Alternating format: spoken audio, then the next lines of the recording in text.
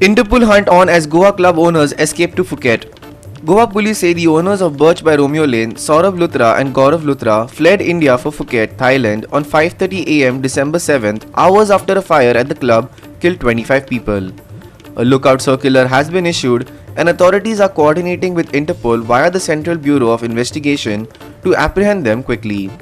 Meanwhile, one suspect, Bharat Kohli, has been arrested in Delhi and brought to Goa for interrogation. Goa minister pushes blame off government. Morvin Gudino said the state government played no role in the stay order that halted demolition of Birch by Romeo Lane, the fire-ravaged club said to be razed after safety violations. He defended the decision as the work of a quasi-judicial authority, not the ministry. The statement comes amid outrage over 25 lives lost in the tragedy. Karnataka clears power line via Western Ghats. The proposed Goa-Tamnar power transmission project has been fast-tracked by the government of Karnataka, clearing approvals for its route through the ecologically sensitive Western Ghats. Despite environmental concerns over forest diversion and impact on habitats such as Mole National Park, the revised proposal was greenlit, sparking criticism from conservationists. Goa nightlife belts run under regulatory radar. The Delhi blaze at Birch by Romeo Lane has reopened scrutiny over a network of nightclubs, bars and entertainment venues across North Goa allegedly operating without proper licenses or safety clearances. Many reportedly flout regulations openly and authorities have been accused of turning a blind eye, enabling a pattern of neglect behind repeated safety warnings. Mourning families claim bodies of fire victims. A heavy cloud of grief and disbelief hung outside Goa Medical College as families received coffins of 19 victims from the Birch nightclub fire. Many victims were migrant workers or tourists drawn by Goa's nightlife. The tragedy has left entire households shattered and raised urgent calls for accountability. Molasses dump sparks pollution scare in Kankona. At Kankona Industrial Estate, locals have raised pollution alarms after molasses from a nearby alcohol factory was allegedly dumped into newly dug pits near the estate's tank. Factory officials deny wrongdoing, calling the claims unverified. The conflicting versions have sparked fresh environmental concerns and demand for transparency. Tax devolution data. Goa's contributions exceed returns.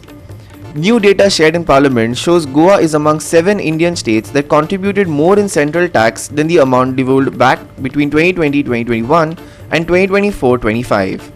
Goa's negative difference stands at roughly 0.04% points, highlighting fiscal imbalance ahead of the next tax sharing formula kicking in from April 2026. 132 candidates filed ZP nominations a day before deadline. Ahead of the upcoming Zilla Panchayat elections, 132 candidates submitted their nomination papers on December 8th, a day before the deadline. More candidates are expected to file today as momentum builds ahead of polling schedule for December 20th. Officials say competition is already high with several constituencies seeking keen interest. Goa rolls out automated traffic checks at 3 more border posts. GOVA, the automated traffic enforcement systems in Goa, will be extended to 3 more border checkposts, Keri, Patradevi and Pole from midnight on December 9th. Vehicles entering via these points will be scanned for regulatory compliance. E-challans for violations will be auto-generated and sent via SMS.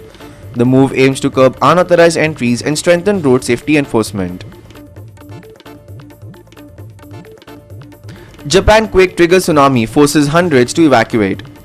A 7.5 magnitude earthquake struck off the coast of northern Japan late Monday, injuring at least 33 people and triggering tsunami waves up to 70 centimeters along the Pacific coast. The tremor, recorded about 80 kilometers off Aomori at a depth of 54 kilometers, forced evacuations, knocked out power in many areas, and disrupted rail services. Damage assessment and aftershock warnings are underway. US farmers demand action as India called out over cheap rice. Donald Trump has warned that India should not be dumping rice into the US market, signaling fresh tariffs on Indian rice imports after pressure from American farmers over cheap foreign grain. The potential move threatens to reshape agricultural trade and adds new strain to ongoing trade ties between Washington and New Delhi.